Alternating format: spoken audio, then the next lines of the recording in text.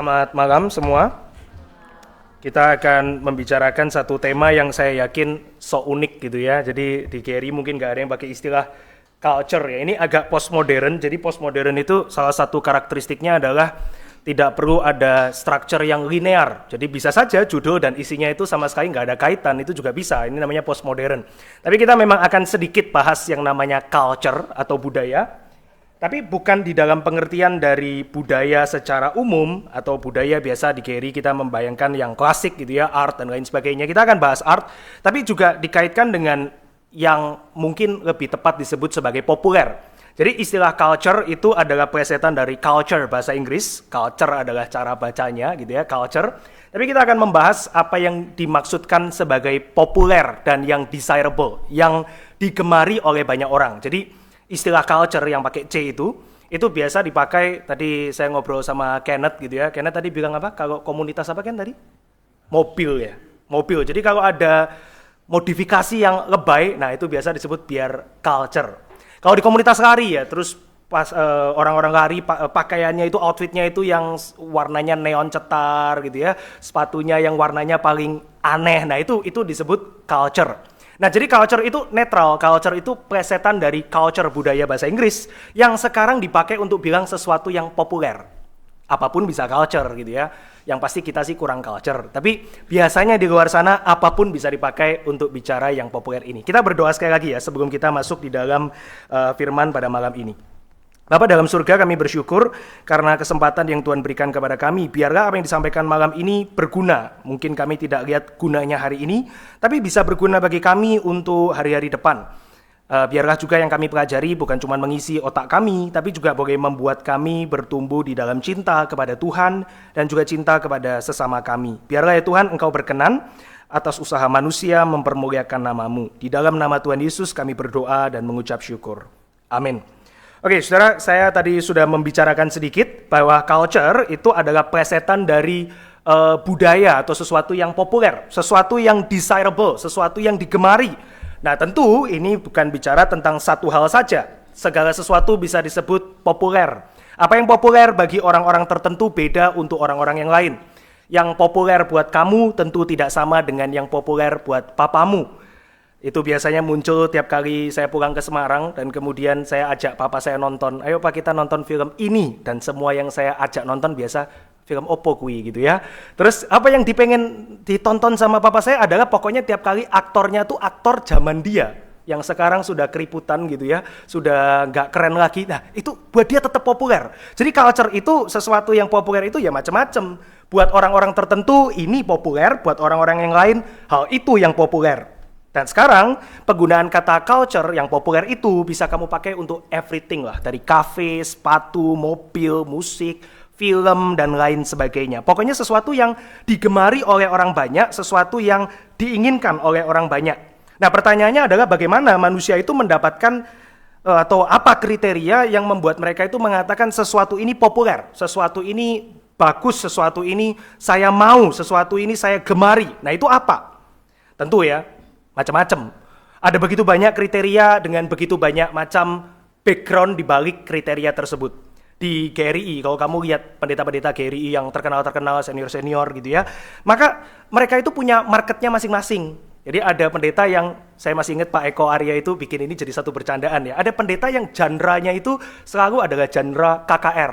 Jadi tiap kali dia khotbah, wah ini saatnya kita dimarah-marahin, dibentak-bentak. Jemaat makin dibentak makin senang, itu ada saudara ya. Jadi itu culture buat kelompok pendengarnya. Ada juga pendeta yang mungkin flat gitu ya, mengajarnya sesuatu yang rumit-rumit, makin gak ngerti khotbahnya, makin culture gitu ya. Ada juga kriterianya macam-macam. Semua orang punya sesuatu yang dia gemari, yang mungkin buat kita itu kenapa gue pengen itu, kita gak bisa ngerti. Jadi ini culture ya teman-teman.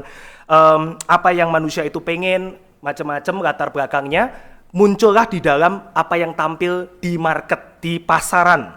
Dari khotbah sampai kafe, outfit, ya, semua film dan lain sebagainya. Nah, kita nggak bisa bahas semua macam budaya. Kita akan coba nanti ambil contoh dari film terutama, ya. Tapi kita coba lebih jauh. Ada seorang social psychologist, namanya adalah Jonathan Haidt. Dia ini mengatakan satu hal yang menarik tentang budaya, di mana dia mungkin menilainya lebih ke tulisan ya, tapi kita bisa pakai ini untuk bicara tentang film dan lain sebagainya. Boleh ditayangkan kutipannya? Dia mengatakan begini, apa yang hati itu mau, what the heart wants, the head will rationalize, ya, otak itu akan merasionalisasikan hal itu, dan kemudian memfollow aspirasi itu menjadi sebuah dagangan, sesuatu yang dijual. Nah, jadi istilah culture atau culture bahasa Inggris sebetulnya bisa menunjukkan kepada kita apa yang menjadi keinginan hati dari seseorang. Nah, saya kasih contoh ya, film di Indonesia. Film-film yang muncul di Indonesia itu kira-kira adalah film-film ini. Either sinetron, di mana ada apa itu, orang ketiga ya, terus tukang bubur naik haji, terus misalnya apalagi Putri yang ditukar gitu ya, Cinta Fitri dan lain sebagainya ya, itu sinetron. Atau kalau kamu lihat di bioskop, film-film ini yang akan mengisi marketnya orang Indonesia. Film horor ya. Biasa film horor itu kalau di Indonesia slice film dewasa gitu ya, film horor sekarang slice komedi gitu ya, yang lelucon dan lain sebagainya. Kira-kira apa yang budaya Indonesia itu tampilkan menunjukkan apa yang orang Indonesia itu sebetulnya pengen, sehingga film ini laku kan ya, sinetron ini laku. Yaitu mungkin misalnya cheap entertainment ya, sesuatu yang pokoknya tuh gak perlu mikir, kamu nonton kamu bisa ketawa, kamu bisa kaget-kaget, kamu bisa puas gitu ya, kamu bisa cukup terhibur. Cheap entertainment, makin gak perlu mikir, makin bagus itu film di pasaran Indonesia.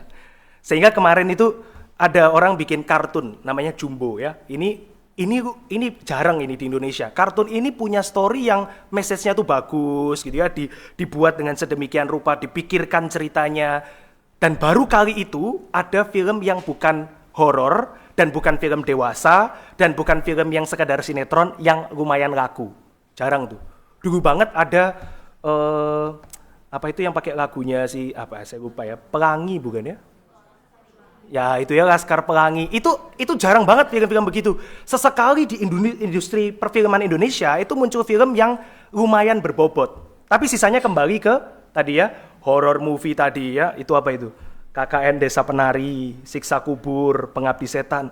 Laku. Kenapa mereka bikin gini? Ya karena hati pengen, pikiran merasionalisasi, institusi ngikutin. Orang-orang punya intuisi kan ya, terus mereka punya institusi, mereka bikin supaya laku. Film lah, musik lah, seni di Indonesia tuh apa ada sih seni yang original. Yang original, yang budaya itu ditinggalkan, diganti dengan yang begini-begini gitu ya. Nah ini, kalau di Amerika, film-film seperti ini ya, ini kalau yang kiri bawah ya tentu semua tahu Avengers gitu ya, film superhero. Sekarang itu muncul istilah superhero fatigue, capek dengan superhero. Makanya ada TV series The Boys ya, nonton nggak The Boys? Tapi premisnya The Boys, ini superhero yang dia tuh mau menggambarkan para superhero ini sebetulnya moralnya tuh rusak gitu ya. Itu karena superhero fatigue, laku itu TV series itu. Karena orang banyak banget nonton ini. Tapi film-film superhero dan mostly American ya, American superhero itu mau menggambarkan kisah-kisah heroik yang underdog tiba-tiba menang gitu ya. Underdog terus kemudian dia berlatih, terus dia kemudian berjuang dan kemudian dia menang. Oke. Masih agak cheap ya, tapi kalau film yang sebelahnya, Get Out, siapa yang pernah nonton film ini? Cuman Jamie, cuman Rebecca, 2 orang gitu ya. Ini film menang penghargaan lumayan banyak ya. Get Out ini film dari seorang namanya Jordan Peele. Jordan Peele ini dulu komedian, dia orang kulit hitam, lalu dia mulai bikin film-film yang menggambarkan tentang rasisme. Amerika tuh suka film tentang rasisme, kenapa? Karena mereka rasis gitu ya. Mereka itu bergumul dengan rasisme. Mereka seneng ketika ada film yang orang kulit hitam yang menang. Itu seneng banget. Jadi orang kulit putih itu seneng dukung film ini karena in real life mereka nggak pengen melakukan itu. Jadi di film aja nggak apa-apa gitu ya. Ini laku banget film-film kayak Jordan Peele. Kalau kamu nonton film Sinners gitu ya, itu Ryan Coogler. Itu juga mirip-mirip tuh, genre-nya tuh. Itu menang nominasi Oscar terbanyak. Nominasinya ya, paling banyak sepanjang sejarah film di Hollywood. Jadi film-film begini ini bukan lumayan lagi, laku banget. Mereka senang yang namanya blackwash. Film apa itu yang kemarin artisnya, yang punya ekor apa itu? Mermaid itu ya, Mermaid. Itu kan artisnya diganti orang kulit hitam gitu ya. Terus yang biasanya Snow White diganti orang kulit hitam. Mereka seneng tuh yang begini-begini. Yang coba untuk dorong-dorong tentang rasisme itu, nah itu mereka seneng. Apalagi kalau yang kayak Get Out dan lain sebagainya. Nah, sama juga ya dengan album lagu, cuman lagu itu lebih susah di dissect, nggak seperti film. Lagu itu lebih fluktuatif, dia itu lebih geraknya lebih cepat. Jadi tentu setiap penyanyi itu macam-macam gitu ya. Kalau film itu lebih banyak waktu dihabiskan untuk mereka itu memikirkan subtext. Subtext itu adalah cerita di dalam cerita. Jadi kalau orang biasa nonton, ya lewat gitu aja. Tapi kalau orang-orang yang ngerti, mereka nangkep nih pesan-pesan yang mau disampaikan. Lagu juga begitu, cuman lebih susah dissect-nya. Oke, nah seorang bernama Kevin Van Hooser, dia ini seorang teolog ya. Dia mengatakan begini, kamu lihat apa yang dihasilkan oleh budaya, produknya itu film kah, musik kah, macam-macam, itu akan menunjukkan kepada kamu sebetulnya harapan dari budaya dan juga ketakutan dari budaya. Kayak tadi ya, film tentang rasisme itu ya. Harapannya tuh ya mungkin ada yang mengharapkan equality ya, keadilan. Tapi juga ada ketakutan, bagaimana kalau beneran terjadi nih penindasan, atau sebaliknya bagaimana kalau ras yang dianggap lebih inferior itu menindas yang lebih superior. Itu culture bicara itu. Culture yang kamu lihat itu produknya, di balik produk itu ada budayanya, di balik budaya itu ada institusi yang mendengarkan otak-otak yang berpikir, di balik otak yang berpikir itu ada desire dari hati banyak orang. Apa yang mereka itu pengen, entah positif, entah negatif, dan bagaimana itu kemudian muncul di dalam industri yang menghasilkan produk-produk yang kita lihat. Ada hal-hal seperti ini. Nah, kita itu kalau tadi ya, yang kita lakukan, misalnya saya bahas perfilman musik dan novel gitu ya, dari Indonesia, itu adalah memperhatikan yang namanya adalah weather, ya, cuaca. Kita ini bisa memperhatikan cuaca dari budaya. Filmnya apa? Genre-nya horor, itu cuaca. Filmnya tentang apa? Oh, tentang percintaan, itu cuaca, weather. Cuaca Surabaya tiap hari ganti. Cuaca itu sesuatu yang hari ini apa, jam ini apa, beda-beda. Tapi kita itu juga perlu lakukan yang namanya memperhatikan iklim, climate. Kita perlu memperhatikan iklim. Jadi kalau kita orang Kristen, kita pemuda, kita diberikan kapasitas untuk coba melakukan yang namanya interpretasi dari budaya, kita mau coba beranjak dari weather. Kok orang barat bikin film tentang rasisme terus ya? Itu berhenti. Dan coba kita pikirkan apa yang sebetulnya melatar belakangi usaha-usaha mereka. Iklimnya itu apa? Worldview-nya itu apa? Kita tahu kan ya, iklim itu kan lebih jarang ganti ya. Kalau di Indonesia iklim sih kayaknya udah nggak ada ya. Mau panas, mau hujan, anytime juga nyampur gitu. Tapi kita mau coba lihat iklimnya, climate-nya itu apa. Nah, ternyata teman-teman di dalam studi dari sosiologi, mereka itu menemukan bahwa dari desire yang banyak muncul 3 hal ini. 3 hal ini adalah 3 hal yang kemudian kalau kamu senang baca filsafat itu namanya the transcendental. Nilai-nilai yang tidak akan bergeser, nilai-nilai yang punya satu kekekalan di dalamnya. Transcendental itu berarti yang melayang, transcendental itu basically berarti gak napak gitu ya.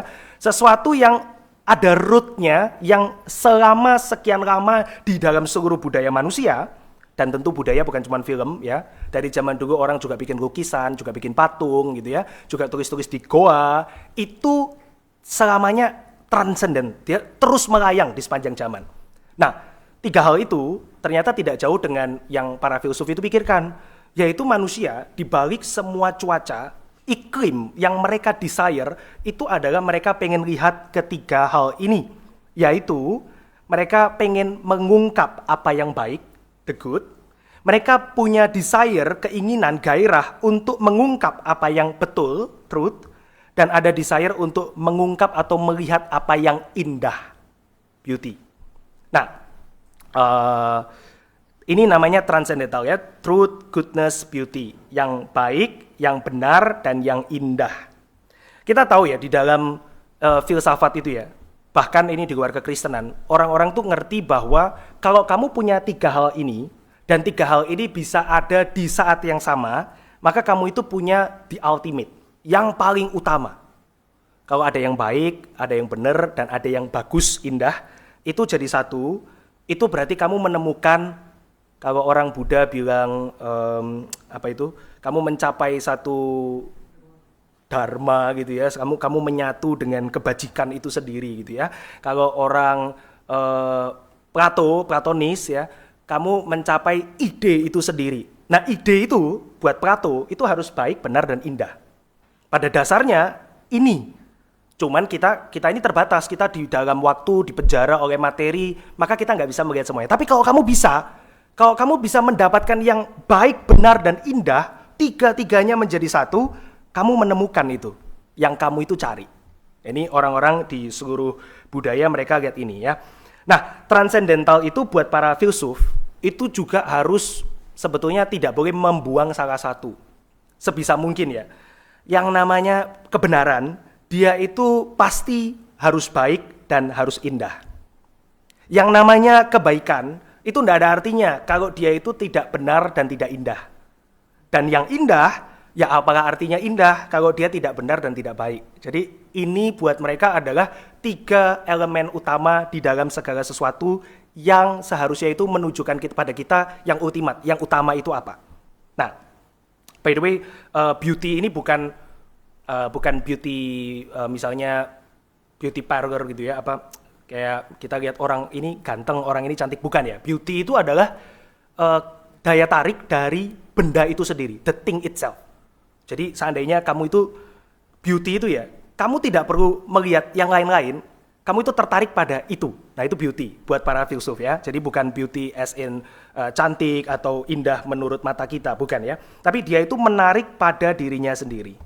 Jadi terlepas dari kebaikan yang diinginkan itu beneran baik atau tidak, kebenarannya beneran benar atau tidak, keindahannya beneran indah atau tidak, ketiga hal ini mendasari iklim dari budaya kita. Jadi contoh ya, saya kasih contoh, ini film judulnya Materialis. Ini film baru, kira-kira mungkin tahun lalu gitu ya. Jadi di film ini artis terkenal semua kan ya. Ada Captain America, di sini dia namanya John. Terus ada si Pedro Pascal, si perusak franchise, karena dia tiba-tiba muncul di semua film Hollywood yang duduk itu ya.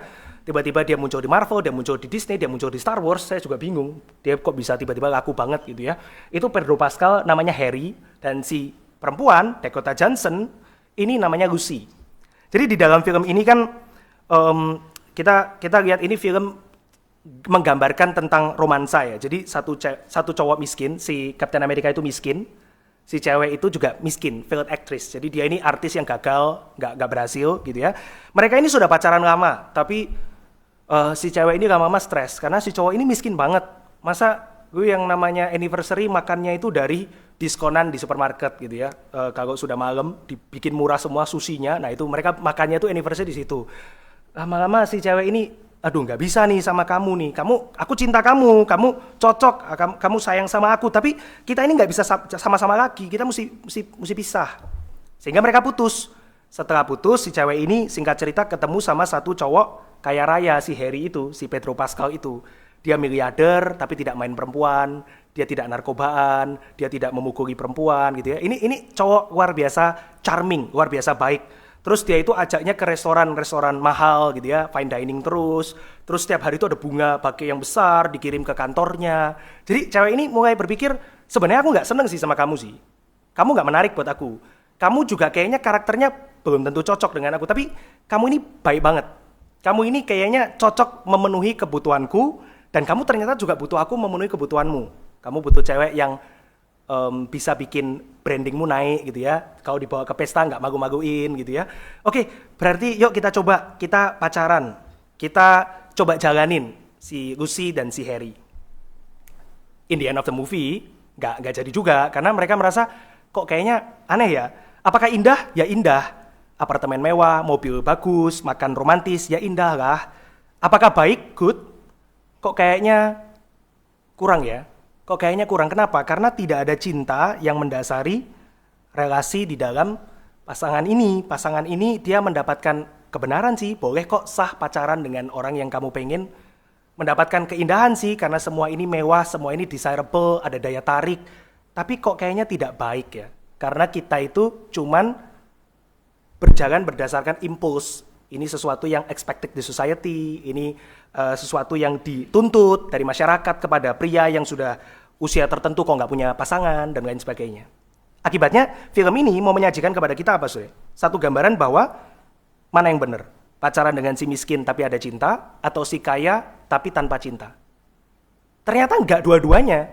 Jadi at the end of the movie, ketika si cewek ini kembali sama pacarnya yang miskin, kesimpulan film itu adalah, oke, lu mau ya sama gua? Mau deh. Kalau gitu mari kita membuat keputusan buruk bersama. Bad decision, bad financial decision together gitu ya. Ya, mereka ajakan. Buat orang-orang di dalam budaya barat ya, dia itu nggak mau mencoba untuk kamu sama yang kaya atau sama yang miskin. Dia cuma nyajin aja, kamu punya beauty, truth, and good. Tapi tiga-tiga ini kayaknya nggak bisa ketemu jadi satu sih. Kamu sih pilih mau yang mana. Mana yang kamu mau korbankan, karena yang perfect dan ideal itu ya tentu nggak ada. Dengan si Harry atau dengan si John sama-sama ada kesulitannya. Ini bukan film Kristen ya, jadi jangan ambil pelajaran berpasangan dari sini. Kalau Anda pengen pelajaran berpasangan, ikut premarital Pendeta Agudin gitu ya, tunggulah. Oke, film berikutnya, Avengers. Di dalam film Avengers itu, saya agak cepat ya, ada Captain America yang bilang gini, Vision ini ada Mind Stone. Kita butuh hancurin itu Mind Stone, tapi si Vision bakal mati nih. Tapi kalau Mind Stone itu diambil sama si Thanos, si pria berwarna ungu itu, ya alam semesta ini hancur. Kalau gitu gimana? Ada yang suggest, kita hancurin aja. Vision, sorry ya, kamu mesti mati. Terus Captain America bilang, sorry ya, kita itu nggak trade lives. Kita ini nggak tuker nyawa. Tahu ya, dialog gitu ya. Jadi Captain America itu moralnya tinggi. Kita ini nggak trade lives. Oh, tapi ini buat alam semesta. Ya tapi itu nggak bagus. Kamu korbankan, kamu bunuh orang demi alam semesta itu bukan sesuatu yang baik. Tapi di tengah film, si Thanos itu bawa Gamora ke satu planet di mana dia mau dapatkan Soul Stone. Dan kemudian dia bilang sama Gamora, sorry ya anakku, daughter ya, I'm sorry, I love you but little one, yang kecil, kamu anakku ini harus dikorbankan demi alam semesta ini bisa survive. Dan Gamora itu diseret ke pinggir dari tebing. Thanosnya pun nangis waktu seret Gamora. Kemudian dia lemparkan Gamora gitu ya ke bawah tebing itu, Gamoranya mati, dapat Soul Stone dia. Tapi sebelum Gamora dilempar, Gamora bilang sama Thanos, ini bukan cinta. Kamu cinta sama aku, kamu korbankan aku. Sorry, ini bukan cinta, ini eksploitasi. Pertanyaannya di dalam film ini adalah, apa sih kerinduan yang mau ditampilkan oleh orang-orang yang membuat Avengers Infinity War? Tentu bukan penginjilan ya, kerinduan dari sutradaranya ya. Tapi kerinduannya adalah pertanyaan tentang keadilan. What is good? Nyawa orang banyak dibandingkan nyawa orang sedikit. Banyak dibanding satu, berharga mana? Ya berharga yang banyak. Tapi ketika kamu memaksa orang dan mengeksploitasi, membunuh dari satu orang, apakah itu tetap justify? Yang namanya banyak lebih penting dari yang satu. Ketakutan masyarakat sebenarnya di mana? Kebenarannya ada di mana? Apakah pemimpin kita seperti si Thanos atau seperti si Captain America? Tapi in the end, Avengers Infinity War, Captain America yang kalah. Jadi message-nya adalah most probably kamu punya pemerintah itu lebih mirip seperti diktator. Kalau mereka kuat, mereka bisa ambil hidupmu, bisa ambil kebebasanmu, dan mereka bisa lakukan itu karena mereka punya power yang lebih besar. Sorry ya, high moral itu tetap gagal. Ini beberapa contoh ya, bagaimana masyarakat termasuk kita ini part of society, punya desire yang terus muncul di dalam budaya. Kita mau yang baik, benar, dan indah, tapi kita sulit mendapatkan ketiganya bersamaan. Bahkan ketika muncul, seringkali kita belum puas, karena kebenaran hari ini ditreat sebagai sesuatu yang subjektif, kebaikan dibentuk sedemikian rupa menjadi personal preference, dan beauty itu often distorted ya, seringkali distorted. Jadi baik dari kalau Anda senang fine arts ya, lukisan, pahatan gitu ya, atau Anda senang budaya-budaya kontemporer seperti film, lagu, novel, dan lain sebagainya, kita melihat bahwa yang terjadi adalah budaya kita mau the truth, the good, and the beauty, tapi nggak bisa disajikan tiga-tiganya secara seimbang. Paling-paling budaya itu akan menunjukkan kepada kamu nilai sendiri. Nilai mana yang kamu mau pegang, dan nilai mana yang kamu mau korbankan. Karena kamu nggak bisa punya ketiganya bersamaan.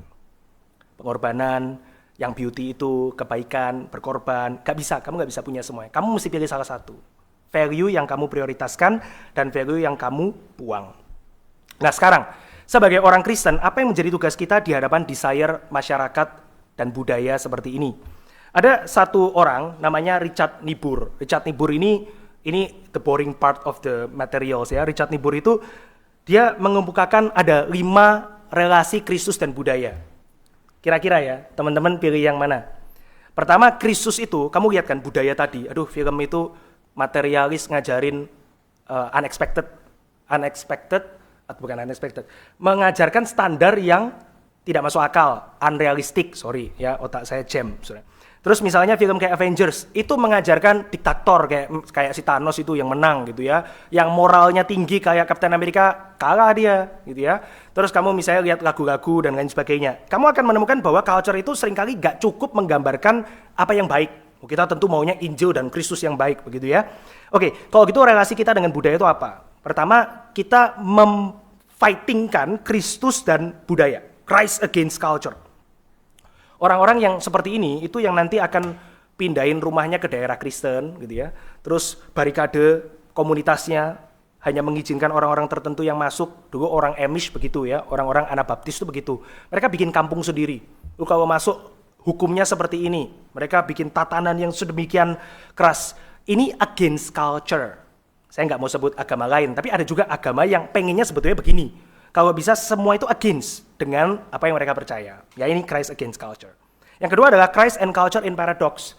Jadi Kristus itu sebetulnya ya gak benar-benar dia adalah musuh dari budaya, tapi dia ini juga gak terlalu relate dengan budaya, gak ada kaitan lah. Kadang-kadang mungkin nyerempet dikit, tapi mostly dia itu gak peduli. Ini biasa adalah kita, orang-orang Injili. Orang Injili itu, kamu boleh nonton bioskop, boleh kalau film Kristen lo ya. Kamu kalau nonton bioskop, film horor, gak boleh lo ya. Itu orang Injili. Kenapa? Ya karena yang begitu gak ada kaitan. Kalau kamu nonton film Christian Passion of the Christ, boleh. Kamu boleh nonton gitu. Kalau di gereja nonton film, ya yang produksi studio GRI misalnya gitu ya. Kalau suatu saat ada studio, boleh. Tapi kalau studio di luar, ya jangan gitu kira-kira. Itu berarti Christ and culture in paradox. Kadang berelasi, kadang nyerempet, tapi mostly enggak. Ini orang Injili, evangelical. Boleh tayangin lagi ya. Christ, transformer of culture ini adalah posisi dari Calvinis sejati, orang-orang reform. Jadi Kristus itu dia akan mentransformasi budaya, luar biasa gitu ya. Kalau kamu bikin film di movie review 2 jam, nah itu Christ transformer of culture. Minggu depan kita nggak movie review 2 jam ya, cuma nonton doang. Jadi kita ini kurang Calvinis. Tapi kalau Calvinis sejati itu nonton film 2 jam, PA-nya 3 jam. Nah itu transformer of culture. Ada di Gary ada yang begitu ya. Terus yang keempat itu Christ of culture. Kristus produk budaya, ini orang liberal. Jadi agamamu itu juga mitos yang dibuat oleh orang-orang di abad keempat gitu ya, atau dibuat oleh Paulus tuh agamamu tuh. Yesus tuh nggak begitu. Yesus tuh sebenarnya cuman tukang kayu, senang belajar Taurat, tapi Paulus itu bikin Yesus jadi simbol. Nah ini Christ of culture, Kristus dari budaya, dibuat oleh budaya. Ini orang-orang liberal. Dan yang kelima, ini adalah orang-orang Roman Catholic. Budaya itu harus ditundukkan ya, kalau bisa dimurnikan menjadi kakinya Kristus untuk dia itu ya pakai. Ini Christ above culture, Roman Catholic. Teman-teman pengen yang mana nih? Kalau ada di mana macam-macam ya masing-masing. Tapi pengen di mana? Tadi kan dibilang katanya reform yang Calvinis tuh yang nonton 2 jam, PA 3 jam, panjang banget. Kayaknya mesti tengah tapi kok capek gitu ya. Oke. Ada cara berikutnya yang kurang populer, bukan dari Richard Niebuhr. Richard Niebuhr kita tinggalkan. Yang berikutnya ini adalah dari seorang namanya Davison Hunter dan juga Paul M. Gold dan juga Stanley Granz dan lain sebagainya. Dia itu mengatakan bahwa ada opsi lain kok, yaitu Kristus yang faithfully dengan setia present himself within culture, di dalam budaya. Apapun budayanya, kamu itu tidak bisa tidak berkaitan dengan Kristus. Mau secara positif, mau secara negatif. Contoh karikatural ya. Kenapa sih kok rapper-rapper itu seneng banget kalau menghina agama tuh kekristenan yang dihina? Kenapa kok nggak hina yang lain? Ya mungkin takut dibom gitu. Tapi kadang-kadang kenapa kok rasanya tuh ini yang mesti di-attack gitu loh. Mesti diserang tuh kenapa mesti Kristen? Nggak tahu, tapi menurut dari pakar-pakar yang tadi, ya Kristus itu memang present himself juga di dalam rap yang menghina dia. Dia juga menunjukkan kok kehadirannya di situ dengan dihina, dengan cara negatif. Dan demikian juga dengan yang positif, di mana kita itu misalnya melihat dia, nanti saya kasih contoh ya, itu nggak bisa nggak terreferensi atau keinget atau kok mirip-mirip ceritanya dengan ceritanya Kristus. Christ is faithfully present himself within culture. Nah, jadi Stanley Granz bilang gini ya, tayangkan lagi ya. Kita oleh karena itu harus mengupayakan pendekatan yang nuans, dikembalikan lagi slide-nya, yang nuans, yang ada layernya dan penuh dengan kearifan. Kenapa? Kabelnya masalah. Jadi kita itu perlu pendekatan yang nuance, yang ada layer, kita perlu discerning, kita perlu menilai dengan sangat hati-hati, kita perlu memperhitungkan pekerjaan Roh Kudus di dalam ekspresi budaya kita. Bisa nggak? Oh, saya malah copot. Oke. Saya sampai mana tadi? Oke, tentu saja ia tidak ditemukan dalam setiap karya seni, namun mengambil posisi ekstrim yang sebaliknya bahwa Kristus tidak dapat ditemukan dalam ekspresi budaya apapun, berarti menghina kuasa Sang Firman. Jadi kita itu nggak diminta untuk tergila-gila dengan budaya yang menampilkan Kristus, atau sangat menolak. Kita itu juga nggak diminta sekedar untuk melakukan movie review, tapi kita diminta untuk melihat bagaimana Kristus itu bisa pakai dan bisa nggak pakai budaya yang ada di segala tempat. Tapi mau dia pakai, mau dia nggak pakai, atau mau kita harus pakai atau tidak harus pakai, dia itu ada di sana. Jadi ini satu kebenaran yang mungkin bisa tadi kan ada 5 ya, tadi ada 5. Jadi ini bisa merangkum sih. Kadang-kadang kamu mesti against barangkali budaya tertentu yang jelas anti-Kristen. Kadang-kadang kamu bisa lihat, oh yang ini nyerempet saja. Kadang-kadang kamu mesti transform dari satu budaya. Kadang-kadang kamu melihat Kristus itu juga dihasilkan oleh budaya itu, film-film yang menunjukkan ya Kristus itu, dan kadang-kadang dia harus above. Tapi faktanya adalah dia faithfully present himself within culture. Nah, ini pengantar saya untuk ngomong hal ini. Kita perlu melakukan yang namanya cultural apologetic. Jadi biasanya ya, apologetika itu ada 3 yang utama. Pertama, apologetika klasik. Bagaimana membuktikan bahwa Allah itu ada? Kamu tahu kalau bolpen ini saya jatuhkan, maka dia akan jatuh. Kenapa dia jatuh? Karena ada tangan saya yang tadi pegang, terus saya lepas, terus dia jatuh. Ini namanya aksi reaksi. Ya, ini Aquinas nih. Aquinas punya cara apologetika membuktikan ada Tuhan itu klasik. Yang kedua itu evidentialis. Saya harus membuktikan, saya harus cari bukti, arkeologi, penelitian, kemudian site kunjungan ke situs-situs arkeologi, dan menemukan bukti bahwa ini loh, Kristus beneran ada di abad pertama, melakukan ini dan itu. Ini evidentialis. Yang ketiga itu namanya presuppositionalis. Dari mana saya yakin bahwa Allah itu ada? Ya karena saya yakin Allah itu ada. Kamu nggak bisa mematahkan ini. Kamu nggak bisa menyerang fakta bahwa saya percaya dia berbicara di dalam hati saya, Roma pasal 8, ini apologetika presuposisi. Saya mempresuposisikan Allah itu ada. Oke, tapi yang keempat ini populer di misalnya orang seperti Tim Keller. Kita itu bagaimana membuktikan Allah itu ada?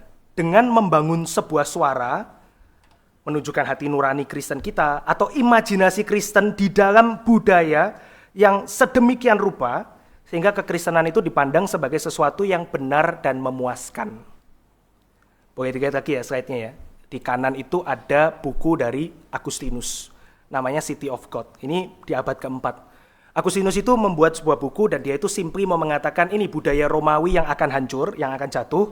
Tapi kamu lihat ya, ada nilai yang tidak akan hancur, yang sebetulnya Romawi itu almost get it, tapi enggak.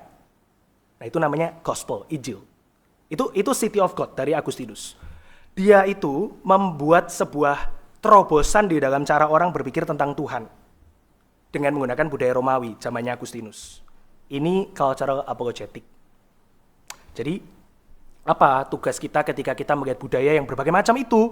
Yang pertama adalah kamu bisa coba untuk lihat ya, bagaimana bayang-bayang Kristus itu ada di dalam budaya yang lebih baik.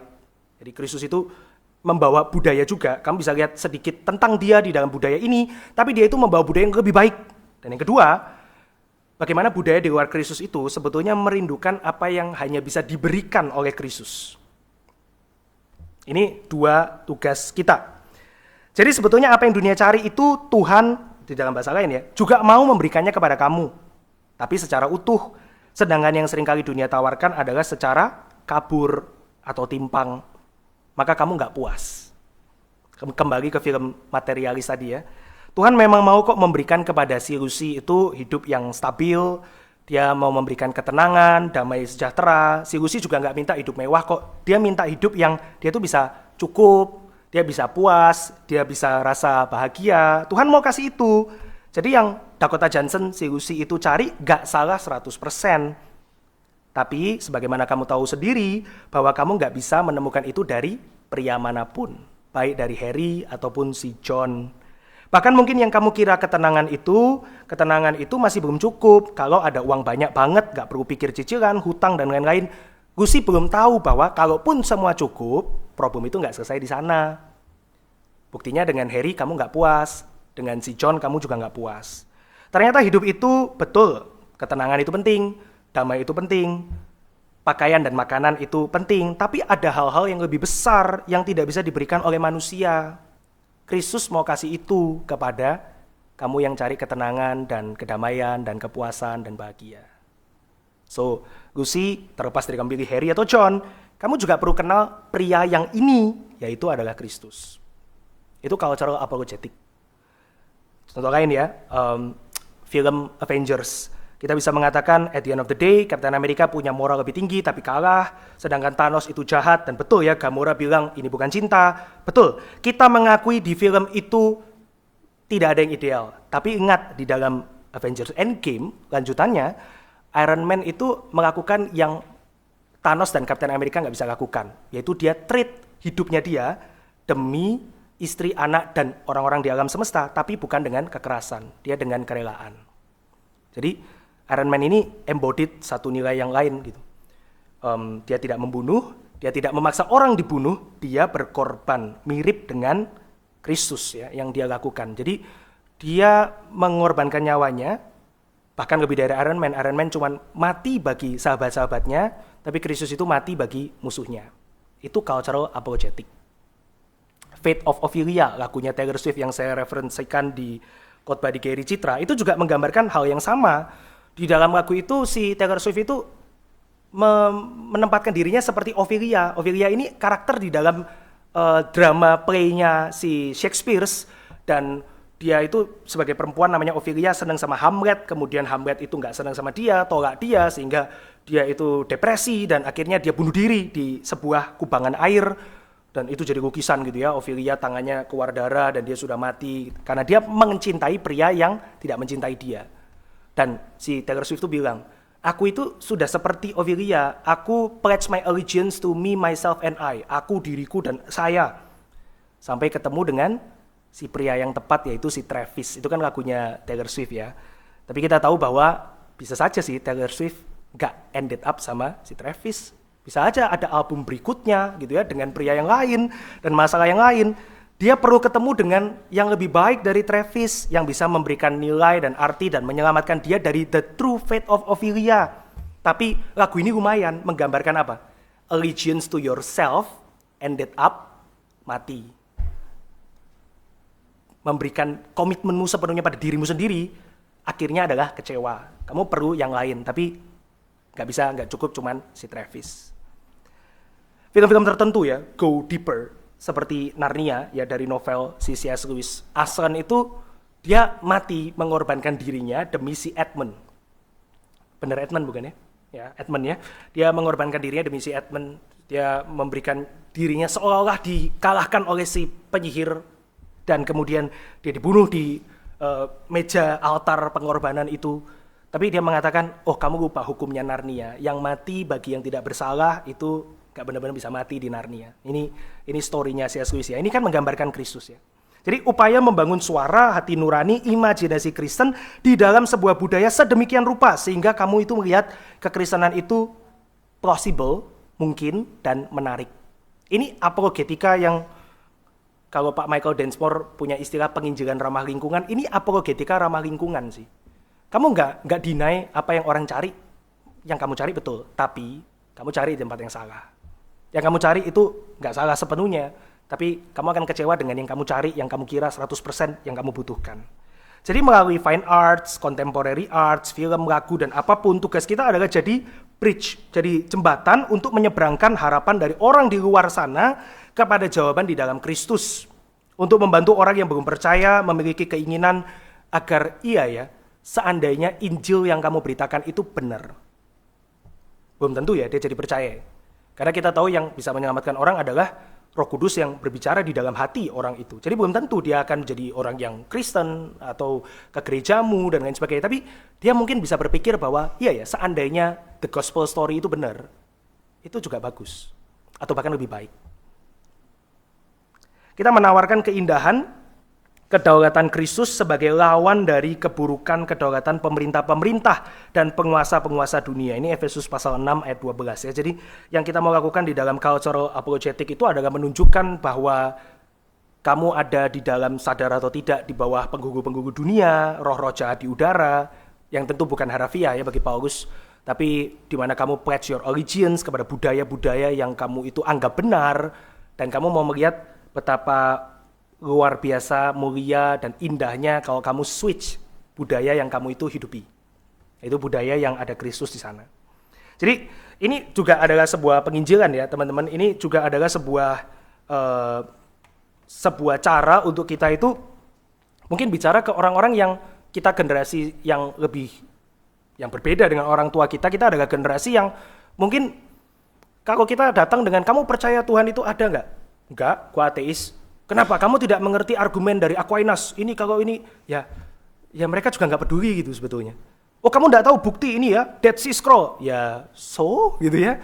Nggak itu bukan sesuatu yang bicara kepada mereka. Tahu ya bahwa pergumulan tentang evolusi itu cuman dipikirkan sekarang rata-rata ya oleh orang-orang tua. Anak-anak kamu ke SMP, SMA ya, anak-anak remaja. Lalu saya pernah suatu ketika datang ke satu sekolah dan saya pikir, wah saya mau bahas tentang evolusi, saya mau patahkan semua argumen tentang evolusi. Dan saya tanya, kamu percaya evolusi? Kamu percaya Tuhan mencipta atau evolusi?